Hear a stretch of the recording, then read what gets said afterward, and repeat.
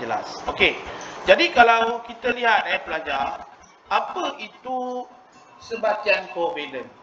Okey, sebatian kovalent involve of sharing of electron between non-metal and non-metal atom of element. Okay, for example, so why?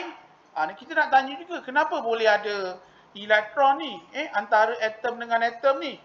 Persoalan dia, kita ada persoalan dia. Kenapa? Because each of these atom have to achieve stable duplet and octet electron arrangement like group 18. Jadi penting tak group 18 ni? Penting, kita nak memahamkan korang. Kenapa ni? Sebenarnya atom-atom dia punya aim dia nak capai kestabilan susunan elektron duplet ataupun oktet. Seperti mana yang dinikmati oleh kumpulan 18. Okey, contoh je kita lihat kat sini. Chlorine atom. Okey, cuba kita tengok perkataan chlorine. Okey, belakang dia apa kelas? N. Bila saya kata N, mesti dia molekul. Kenapa dia molekul? Dia memang macam tu, cikgu. Bila kau orang jawab macam tu, dia memang macam tu, itu jawapan surface. Bermaksud korang belajar ni secara alphabetically, secara angka saja, tidak secara chemically, secara kimia. So secara kimia ni ini kita ni. Okey, so apa berlaku? In chemistry, we study about composition, properties, interaction of metal. Saya ulang sekali. Kimia mengkaji tentang kandungan, sifat dan interaksi antara jirim. So jirim ni kita nampak macam tak hidup kan? Dia hidup. Untuk kita nampak, okay, elektron ini bukan statik macam ni, no.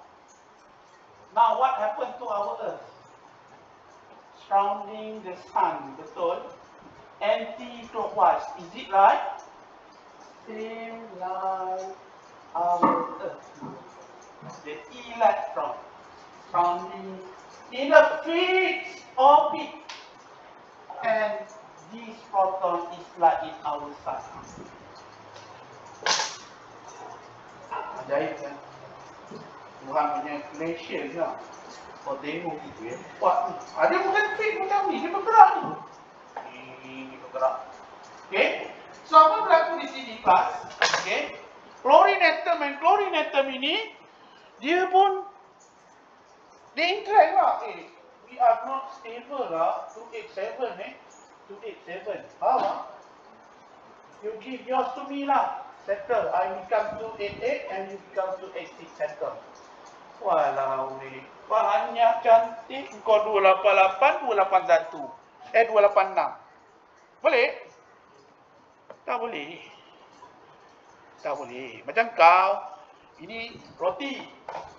Aku ada RM1, kau ada RM1. Kau cakap apa? Cikgu, bagi RM1 kat saya RM2. Cikgu, tak apalah. Ini nombor boleh. So macam mana ni? Yes. Kau bagi RM1 kat aku bagi RM1. Kita kongsi beli roti. Boleh? Same like this. So, how much it will contribute? Nanti saya tulis. Okay, saya tulis. Dan apa berlaku di sini? That's why chlorine become Cl2. Okay, jelas? Okay, di sini juga pelajar. Okay, kita tengok dekat sini.